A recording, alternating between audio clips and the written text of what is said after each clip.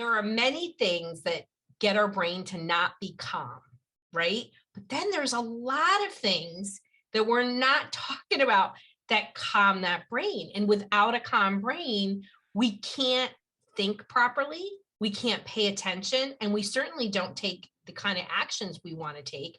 And then mental health issues arise. And we make it sound like, oh, you have depression or you have anxiety or OCD, that there's nothing you can do unless you take a pill. And that is just not true. Warning, warning. As a medical doctor, I must inform you that there are side effects to this coaching session. Beware. It may enhance your self-esteem, cause you to experience vibrant health, encounter long-term weight loss, heal damaged relationships. Warning, there are side effects to this coaching session. It may increase your enthusiasm for life and bring about hope. It may cause you to have productive and optimistic thinking. It could even help you not allow messed up people to ruin the rest of your life, and help you realize the masterpiece that you are, and empower you to be the boss of your brain.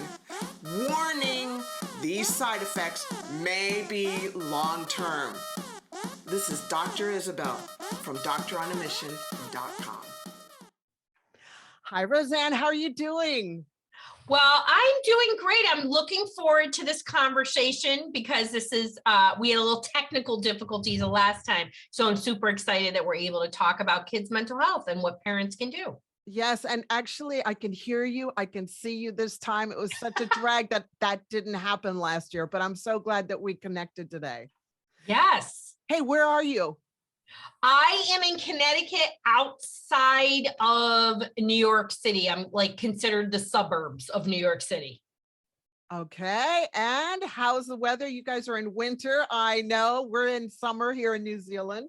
Yeah, it is. And I'm going to tell you that, you know, one of my best friends lives in New Zealand, and boy, you have some strict government policies there. And Don't get I'm me probably started. never going to see her for like years now. You know what I mean? I know. So it is cold, and it is not a bad day. It's 40 degrees. So that's considered pretty warm. So 40 degrees here in New Zealand is about, let me see, about 15, it's about 12 degrees centigrade. I had to learn all that when we moved here 20 years ago. Hey, Roseann, how about if I introduce you to our listeners? Because I haven't done that formally, and then we'll take it away, all right? Yes. Hi, everyone. Welcome to the MD and Chef team. I'm your host, Dr. Isabel. And today we get to talk to Dr. Roseann Kapana-Hodge from Connecticut, America. I'm just going to share with you a little bit about her story, and then we'll go ahead and start asking questions. Okay, ready? All right, here we go. Dr. Roseann is a doctor of psychology and is a mental health trailblazer. I love that, trailblazer. It is. We're breaking ground, aren't we? Well, I'm a disruptor. Oh, me too. I'm going to join you. That's right. We're disrupting. Yeah. And founder of the Global Institute of Children's Mental Health, and Dr. Roseann Kapana-Hodge, who is changing the way we view and treat children's mental health. Forbes magazine called her a thought leader in children's mental health. Her work has helped thousands reduce and reverse symptoms associated with the most challenging conditions facing our children today, such as ADHD, anxiety, mood, autism, learning disability, Lyme, wow, PANS and PANDAS, which we will be talking about, using proven holistic therapies such as neurofeedback, biofeedback, and psychotherapy. She is the neurofeedback, a biofeedback. I'm sorry, she is, go back a second and I'll just say she is the author of the first ever book on teletherapy activities for children and adolescents therapies called Teletherapy Toolkit, and that is trademarked. And Roseann's mission is to teach parents how to reduce and reverse their child's symptoms using proven natural therapies in her book, It's Gonna Be Okay, and the Get Unstuck program. I love those titles because Thank you. parents need help. They're not getting it. You can't be getting this in your doctor's office. It's just, there's not enough time. No, and it's more than that. They're It just not is. understanding what's going on. And then, we just don't have good solutions we have good solutions. We're not talking about solutions that are accessible for parents. Yes. And what I want to talk about before we begin all these questions is I just want to say, I do not like the word mental illness because I have suffered from, quote, mental illness, and I hate being called mentally ill. You think you're crazy. It's not mental illness. It's all about brain health and realizing that if we've got good brain health, we're going to have great mental health. If we know how to take care of this organ in our brain, right, Right. Roseann? That's 100% right. Then we will live a better life. So I want everybody to take off the post-it of mental illness and put on, it's all about brain health, because brain health leads to good mental health. And that's what we're trailblazing, right? I mean, that really is. I mean, that's what I've been doing for over 30 years that Wow. I've been talking about that. And it's about, what the fancy word, words is that nervous system dysregulation, right? So there are many things that get our brain to not be calm, right? But then there's a lot of things that we're not talking about that calm that brain. And without a calm brain, we can't think properly. We can't pay attention, and we certainly don't take the kind of actions we want to take. And then mental health issues arise. And we make it sound like, oh, you have depression or you have anxiety or OCD, that there's nothing you can do unless you take a pill. And that is just not true. And it is removing the power that you have within yourself or your child or your family. And it's leading to everybody feeling so out of control. And this was occurring long before the pandemic. It's just the pandemic made this fire much bigger. Oh, absolutely. I agree with you. I wanted to ask you, why are children and teens so anxious? Not just because of the pandemic, but in general, what is going on? Well, Dr. Isabel, I think that it's multifaceted. So I would love to say that there's one answer, but I can tell you that we are all letting compounded stress, and it's not stress that's all bad. We are living very intense lives, and our nervous system, our brain doesn't know the difference between good or bad stress. And that compounded stress is causing families to dysregulate, kids to dysregulate. We have the most overwhelmed parents right now that we have ever in history. And parents are doing the best they can. So I'm not saying this to just make anybody feel guilty, but when you are super stressed, it doesn't matter what comes out of your mouth. It's what you're showing your kids, how you're managing that. So if you're tense and you're pulling your hair out or you're irritable, that is what your kids see. And there is a compounded negative effect of that. And at our office, we talk about sharing the calm, right? Sharing the calm means when you're regulated, the people around you, your kids, get to share in that regulation. It's called co-regulation. We call it sharing the calm. And this is a major reason why kids are struggling. Compounded stressors, just stressed families, poor coping skills. Kids today do not have stress tolerance. And, how you view a stressor is 100% how your body reacts to it. So, if you're like, oh my God, this is a terrible thing. And it's a little thing, right? Oh, my show isn't on. I'm so upset. I'm in a rage. Well, your nervous system responds to that. And the more it happens, the more you get into a stress state. And chronic stress, we know through research, leads to clinical conditions like anxiety and depression and OCD. Gosh, that really pinpoints the fact that parents need help, because they need to take care of themselves. And we're all guilty of it. We don't do the best we can. Hello, I know. right? How many kids do you have? I have 2 boys. Yeah, I have 2 girls. They're adult now, but I can see how in the past I didn't know how to self-regulate. And so my emotions would bleed into them. And, Absolutely. And I think, we make everything so hard. We make everything like mental health and addressing it is like the biggest mountain you'll ever have to climb. And I challenge that. I think that simple actions create profound change. And I think the harder part is that we're living in I have a magic wand on my desk because people think there's a magic wand, that there's something, a pill they can take or one action, okay, that's going to make it better.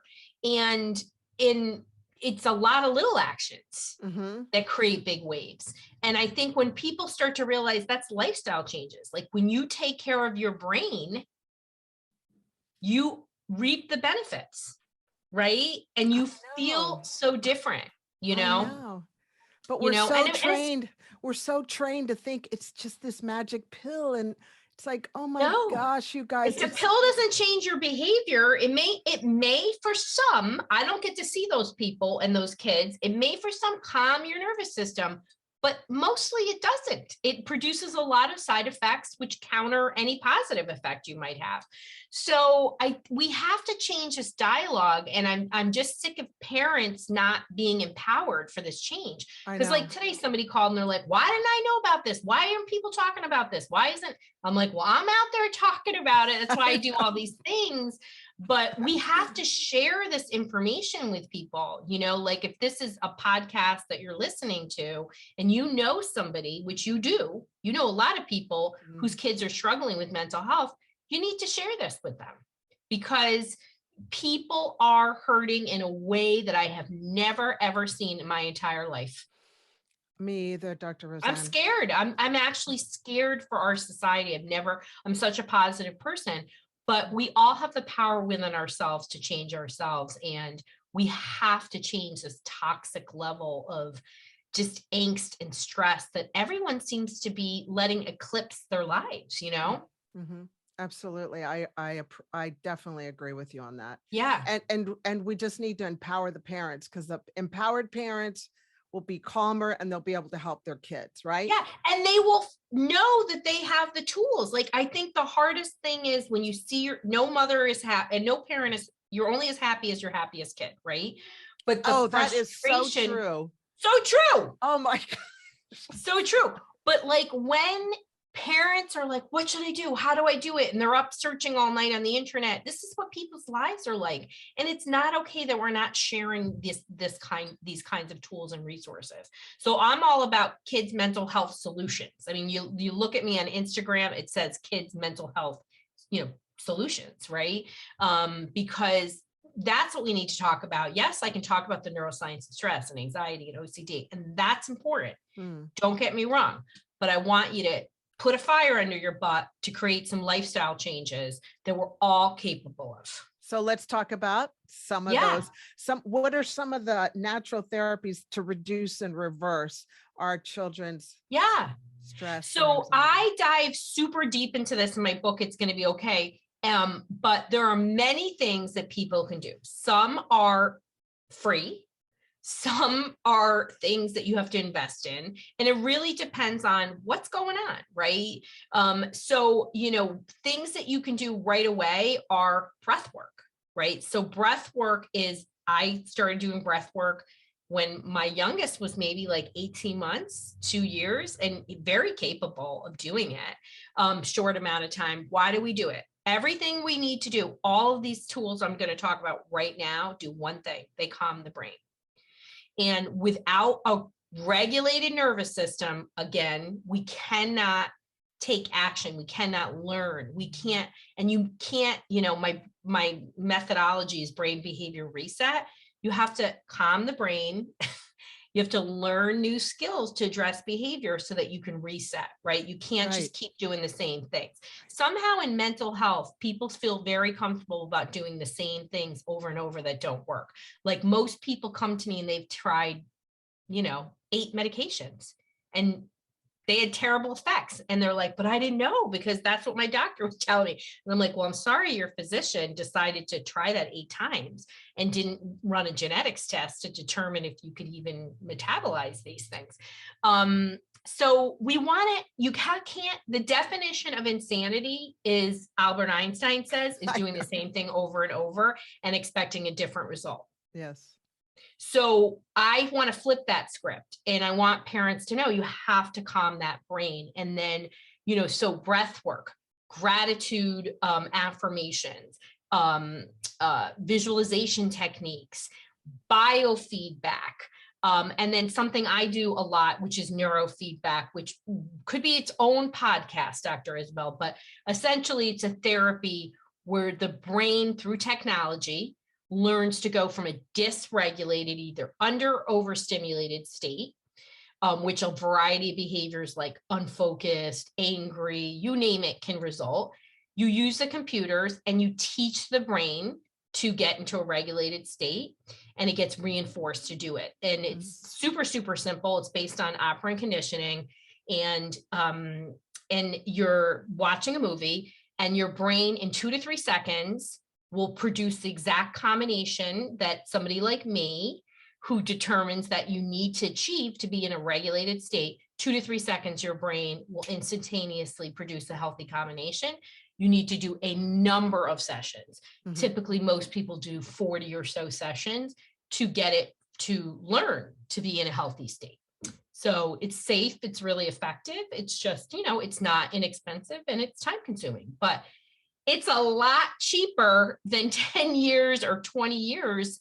It takes on average 11 years from the start of a problem before somebody gets appropriate mental health help, according to NAMI. So 11 years of heartache versus putting in time and doing about 6 months of treatment can be pretty dramatic in the changes. And you have to do, if you're an anxious person and or OCD or your depressed behaviors that you're repeating, you have to address that in therapy too. But therapy only works when the platform is a regulated nervous system.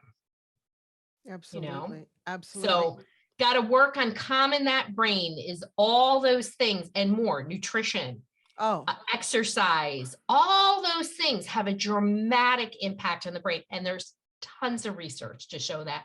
I have 40 pages of research citations in my book. Yeah. Food. Oh my gosh. Food. Oh my gosh. The food people are eating. It's just all sugar. I mean, yeah, of course. So bad. People don't know how to eat. And they drink, and adults drink a lot of alcohol to self-medicate. Yep. And smoke a lot of marijuana. I know. It's like the normal. Yeah. And I'm not against cannabis, but I am against cannabis when you're using it all the time. Right. So it is a psychedelic, and I'd rather see you use CBD. But most of my excessive cannabis users are stuck. They're not living productive life. So I can't say, oh yeah, that's a great thing. And a lot of people are drinking 3 to 6 drinks a night. I know. A lot of alcohol. I know. We always coach people here at Doctor on a Mission. I'm not a fan of alcohol because I come from an alcoholic father, and it's just terrible. And it just is not a good way to take care of yourself. So we always teach people only 4 drinks a week. And so when you ask somebody, okay, all right, so here's a quiz. How many glasses of wine are there in a bottle of wine? I've got people saying 3 glasses of wine, a bottle of wine. I go, wrong answer. It's 7. There's 7 glasses of wine. So you shouldn't be drinking any more than just a little bit of half in a week. People are blown away here in New Zealand. Oh yeah. I know people that drink a lot. I know. You know what I mean? So, and again, why are you drinking? What's behind it? Are you going out and having fun, whatever, and you're being safe? Great. But are you drinking because you're trying to self-medicate? You got a problem. You got to get to the root cause, right? And what you put in your mouth affects your brain. It's kind of common sense. And so you can, instead of thinking about what you're missing out on, sugar and gluten and dairy, think about what you are eating, right? Like I just had stuffed chicken breast with prosciutto and artichoke and spinach and garlic, and it had non-dairy cheese in it. And it was damn good, everybody. Just want everybody to know. So, are you Italian? oh yeah, I'm 100%. So I'm first generation. So I love to cook. Yes. So it is the only other career that I actually seriously considered. I just love it. It makes me feel, it's my zen. Oh yeah, totally. And it makes other people so happy when I Yes. cook for them. So Yeah. it's like, I love that part of it. So, and my mom taught me, she's an amazing cook. Like she can make anything taste like a gourmet meal. Like, and she just cooks in that authentic kind of true Italian way, not American Italian way. What part of Italy are you? We are near Naples, would be the closest major city. Nice, nice. Yeah. I wanted to ask you, before I ask you the next question, about breath work. Just very simply, can you explain to our listeners how to do breath work? Yeah. So there are many types of breath, and there is not one that is better than another. It's what works for you. And the point of breath work is that we are chest breathing. And when we chest breathe, we are causing our nervous system to stay in a more elevated state. And what we want to do is breathe into our belly. It's called diaphragmatic breathing. And my personal favorite breath is, and I have it up on YouTube, is a 4-7-8. And so you're breathing in for 4 seconds, and then you're holding, and then you're breathing in through your nose, 4 seconds, hold for 7, and then exhale for 8. And it's you want to do it at least 3 rounds. And I like to do it 3 rounds, at least 3 times a day. You can do it 10 times a day. It's easy, and it's going to train your nervous system to get into a relaxed state. Okay. Athletes just don't go and, go to the practice for a week. They got to do it all the time to keep the muscles and the brain and everything worked. You want to treat your brain like this primo thing that it is, not feed it with Cheetos and be and not taking care of yourself. It's super, super important to take care of yourself. I know, it's so good. And I love that. And just very simply, 3 times a day. You can do it while you're driving. 3 times a day. Set it, put it on your timer. That's right. That's right. Good point. No excuse. Hey, I also wanted to ask you, can you share with us what is PANS, PANS, and PANDAS and AE, and how is it treated? I know you can't do it all. Yeah, no, but I can give you, everyone needs to know about this. Yes. So these are 3 separate clinical conditions that result from infectious disease, mostly some PANS toxic trigger, AE, and what happens is we have a rise in infectious disease. Hello, we're living in the time of COVID. And this is actually possible with COVID. So clinical conditions such as Epstein-Barr, which is mono, Lyme disease, COVID, the body gets a misdirected immune response and starts attacking itself, right? I forget what the name of it they're calling it with COVID, but it's like systemic blah, blah, blah activation. And what happens is when you have this massive brain inflammation, you're going to have cognitive or psychiatric problems. And with PANS and PANDAS, it is a sudden sort of overnight type of thing. Autoimmune encephalopathy, AE, is it can be sort of a waxing and waning. So for example, PANDAS, the longer version, right? I always like to say that only comes from strep, group A strep. And a person gets exposed to strep. People get treated and it goes away. But with somebody with PANDAS, the immune system starts attacking itself and gets into this hypervigilant state. And things like restricted eating disorder, OCD can happen, and it's sudden and it's intense and it's scary. Some people have milder versions of things, and then it's a deep acceleration. So it's not like you can't have anything before. It's just like when you know somebody who has this, they will tell you, oh my gosh, all of a sudden I got OCD after I had COVID or something like that. Mhm. And it's not just COVID. Again, there are multiple conditions. So 150 to 200 kids have this. They Very. now have included, the P stands for pediatric. PANDAS does not have an age of onset limitation. So Mm. it can occur at any age. It can occur at 81 or 2.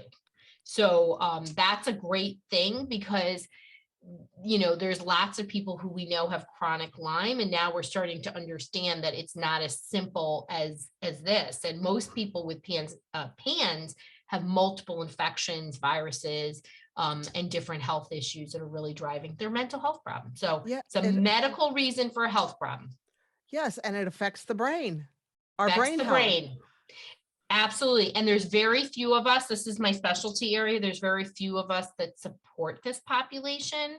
And it's, you know, you can find providers on organizations like aspire.com, aspire.care, international ILADs for Lyme disease. There's nonprofit organizations that are, you know, where you can go and find a provider like myself, even though I Excellent. work with people remotely all over the world. Oh, you do? I do. Great. That's very good. Okay, so I wanted to ask you, you know, I always like our team to have at least 3 action steps so that they Yeah. can start winning right away. Because Yeah. parents are like, tell me what to do. So can you Yeah. share 3 action steps for them to win?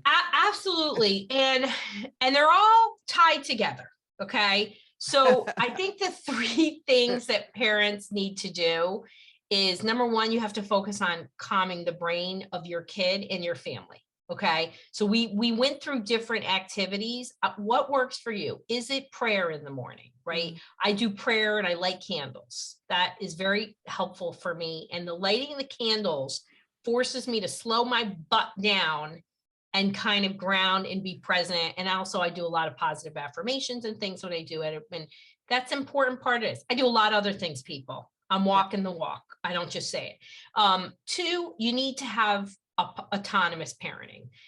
We are a society of bubble wrap parenting where kids do not know, they're not given an opportunity to fail and be independent. Mhm. So as much as you can let your kid naturally fail, and sometimes it means a bad grade, people, your kids need to have a tolerance. And 3, it's teaching coping skills. And that's about that autonomous parenting part. So when we teach kids how to cope, and we shift our language. So instead of saying to a kid and constantly rescuing them, like, you know, you got a bad grade. Oh, okay, we got a bad grade. You didn't get it last time. What did you do differently? Oh, I don't know. I didn't do this. You have to start getting your kids to be critical thinkers and problem solvers. And today, our kids are struggling because they just don't have coping skills and stress tolerance. And you want your kids to have lifelong mental health. Boy, they need coping skills. And it's our job as parents to give them, to help them support that. And all of those things are integrated. And, it's great to go to Disney World. It's great to give your kid the best car seat or fancy car or private school. But if they don't have a regulated brain, nothing is going to stick to that. And if your kid isn't regulated, their self-esteem is going to be off. And, if you don't feel good about yourself, nothing positive. Success isn't possible if you don't feel good about yourself. I love that. That is so good. Let your kids fail so that they can build resiliency and learn how to get back up. Right. And they can figure stuff. You don't want them being in college. You know what I mean? So I was talking, my youngest is 11 and he's like an old man. And I was just telling him he's doing an autobiography and he was doing his future self. And I'll make this quick. And it was really sweet. Yeah. And I said to him, I'm not going to worry about you because you were such a good decision maker. Yeah. And, I was just telling him this morning in the car and we're driving. And I love those conversations when you're kid in the car, and I said, Giancarlo, like when I went to college, people like drank a bottle of wine. They never even had drink. And he's like, why would they do that? And I said, because their parents didn't teach them how to make decisions for themselves. And he's like, shouldn't they only have a glass of wine? That's what I would do. And I was like, exactly. I said, mommy's not going to worry about you. You don't do anything that doesn't feel good to you. And that's because you learned how to make decisions for yourself, and you want your kids to be good decision makers when you're not around, people. And that only happens if they have exposure to failure and they know what it feels like. And then they know the success they can have by figuring stuff out on their own. And this is the demise of our culture. Like, I can tell you, over the 30 years, the difference in this has been, sadly, it's been a major contributor, a negative contributor to the mental health of our entire generation. And we can flip that. Oh yeah. And definitely by following you, Dr. Roseann, is definitely a great way, because I want to applaud you right then and there. When you were talking to your son, you were speaking into him. You are a good decision maker. Well, guess what? That gets tattooed into his brain, into his heart. And he's like, Absolutely. I'm a good decision maker. I make good Absolutely. decisions. And I told him, you always trust your gut. Yeah, right. I mean, he's a great kid, but when he says no, Yeah. it ain't going to happen. Right. It ain't gonna happen. He's 99% like, but my mother empowered me to not give a crap what people thought and to make decisions that felt right to me. Never to be rude, never to be disrespectful. Well, I mean, unless somebody was being back, but not to take crap from people and to listen to myself. And I can't tell you not only how I benefited from that, but when I went off to college and how I helped people, and obviously I'm helping people today, but I saw my friends when I went to college in the late 80s really make dangerous decisions for themselves. And if I was not around, I can't even tell you how many of my friends would have died of alcohol poisoning, been raped, done stupid stuff, because they were never allowed to make independent decisions because somebody was bubble wrapping them. And we have moved so beyond a little helicoptering at this point. It is like nobody wants their kid to have an emotion that's not negative. We're supposed to feel uncomfortable so that we know. I know. Feel your feelings. Feel your emotion. Don't ignore it. Process it.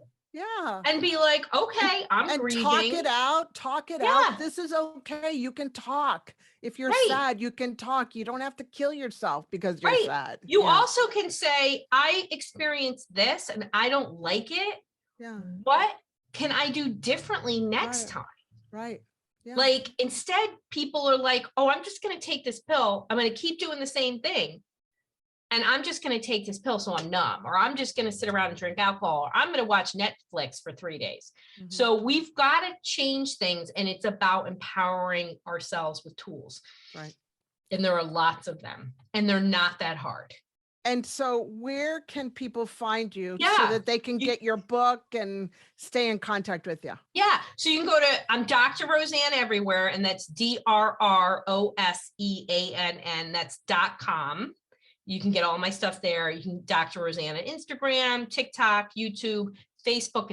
It's Roseann Kapana-Hodge. Somebody took Dr. Roseann. I don't know how they dared to do that, but but you can just go to drroseann.com and most of the resources are there. Excellent. And it'll all the links will be in our show notes. We promise. All right. Thank you so much, Dr. Roseann, for being with us. I appreciate it. Well, thanks for this great conversation. So I appreciate it. We will stay in contact. Definitely. You're my kind of people. Right? We got to stick together. Yeah, girl. All right, everybody. Thank you for joining us. And you know what? We'll be back. We'll have more to share with you, to empower you, to help you become your best self. And before I go, please remember to remain unstoppable. Okay? Mwah! I love you. Have a wonderful day. Talk to you later. Bye-bye.